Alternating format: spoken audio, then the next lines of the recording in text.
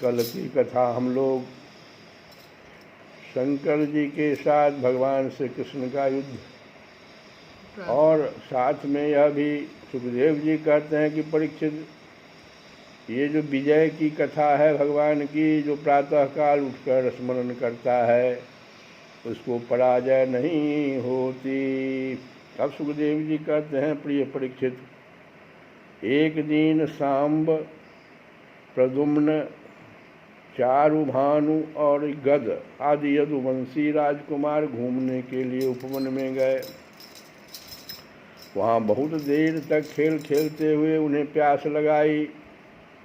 अब वे इधर उधर जल की खोज करने लगे। वे एक कुएं के पास गए, उसमें जल तो था नहीं। एक बड़ा विचित्र जीव दिख पड़ा। बड़ा विचित्र वहाँ पर एक जीव गिरा हुआ था। वह जीव पर्वत के समान आकार का एक गिरगिट था। उसे देखकर उनके आश्चर्य की सीमा न रही। उनका हृदय करुणा से भर आया और वे उसे बाहर निकालने का प्रयत्न करने लगे, परंतु जब वे राजकुमार उस गिरे हुए गिरगिट को चमड़े और सूत की रस्सियों से बांधकर बाहर न निकाल सके, तब कुतूहलवश उन्होंने यह आश्चर्यमय वृतांत भगवान श्री कृष्ण के पास जाकर निवेदन किया। जगत के जीवन दाता कमल नयन भगवान श्री कृष्ण उस कुएं पर आए। उसे देखकर उन्होंने बाएं हाथ से खेल खेल में अनायास ही उसको बाहर निकाल लिया। भगवान श्री कृष्ण के कर कमलों का स्पर्श होते ही उसका गिरगिट का रूप जाता रहा और वह एक स्वर्गीय देवता के रूप में परिणत हो गया।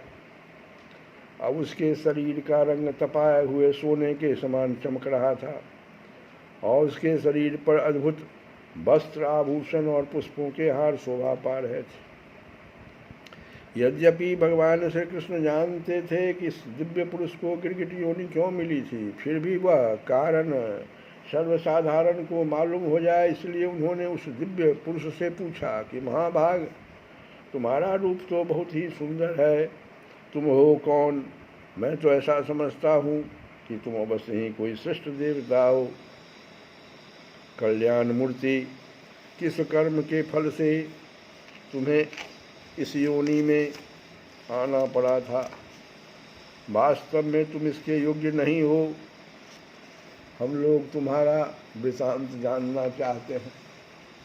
यदि तुम हम लोगों को यह बतलाना उचित समझो तो अपना परिचय अवश्य दो।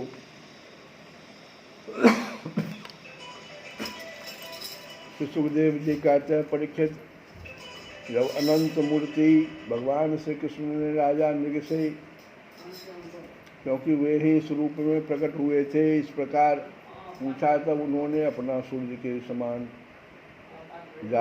जाज्वल्यमान मुकुट झुकाकर भगवान को प्रणाम किया। वे इस प्रकार कहने लगे। राजा नृग ने कहा, प्रभु, मैं महाराज इक्ष्वाकु का पुत्र राजा नृग हूँ। जब कभी किसी ने आपके सामने दानियों की गिनती की होगी तो उसमें मेरा नाम भी अवश्य ही आपके कानों में पड़ा होगा। प्रभु, आप समस्त प्राणियों की एक एक वृत्ति के साक्षी हैं।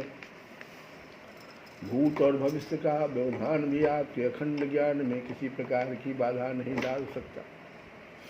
अतः आपसे छिपा ही क्या है, फिर भी मैं आपको आपकी आज्ञा का पालन करने के लिए कहता हूँ कि भगवान, पृथ्वी में जितने धूलिकण हैं, आकाश में जितने तारे हैं और वर्षा में जितनी जल की धाराएं गिरती है, मैंने उतनी ही गौएं दान की थी।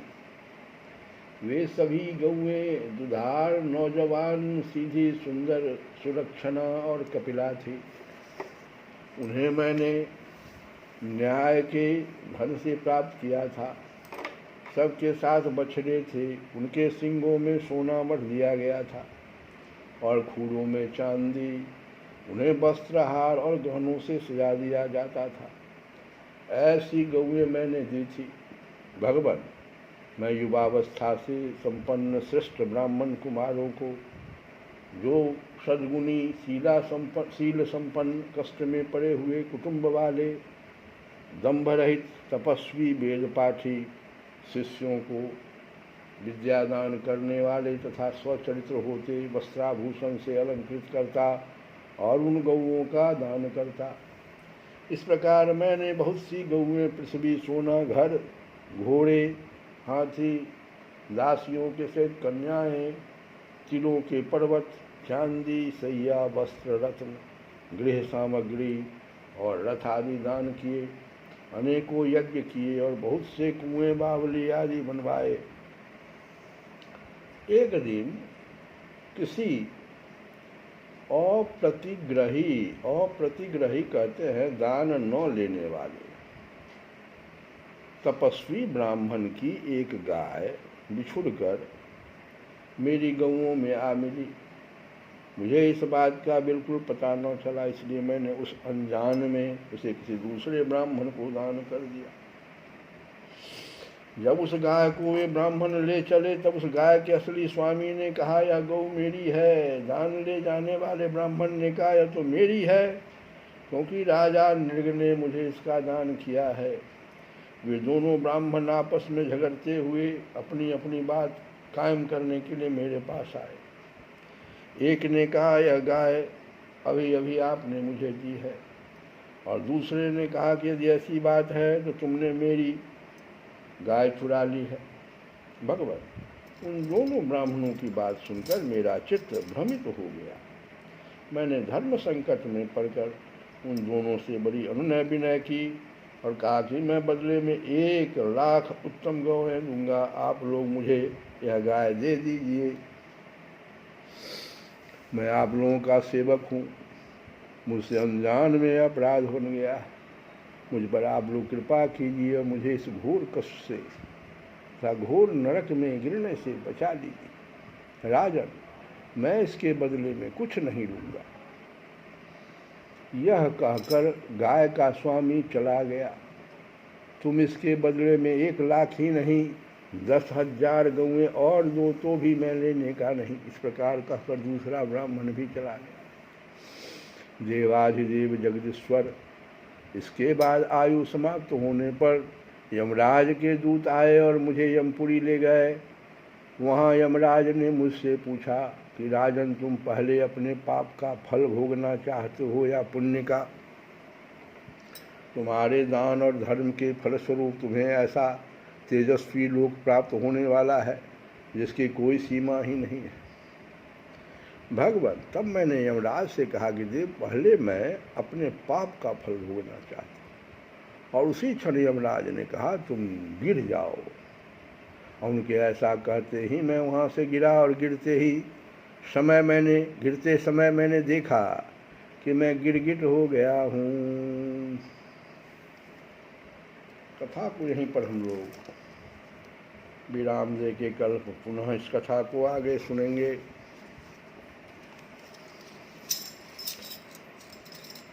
श्रीमन नारायण नारायण नारायण श्रीमन नारायण नारायण नारायण लक्ष्मी नारायण नारायण नारायण श्रीमन नारायण विष्णु पुराण भगवत गीता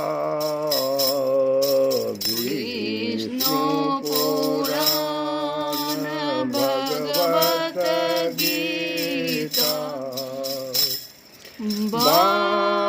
वाल्मीकि जी की रामायण श्रीमन नारायण नारायण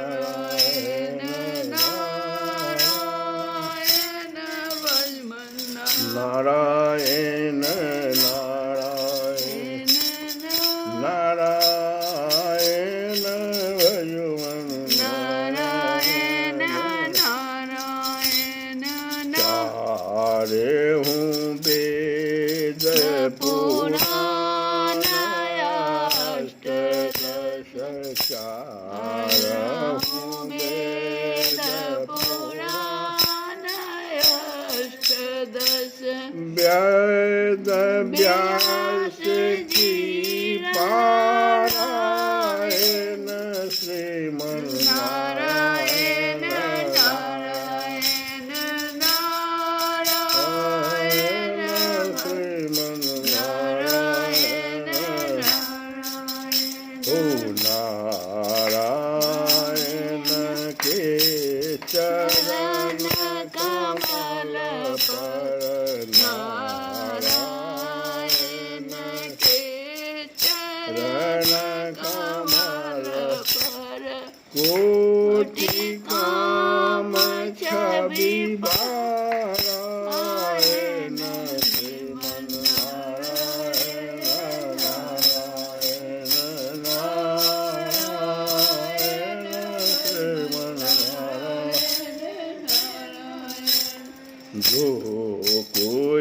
भक्ति को माधव की धात, जो कोई भक्ति को माधव की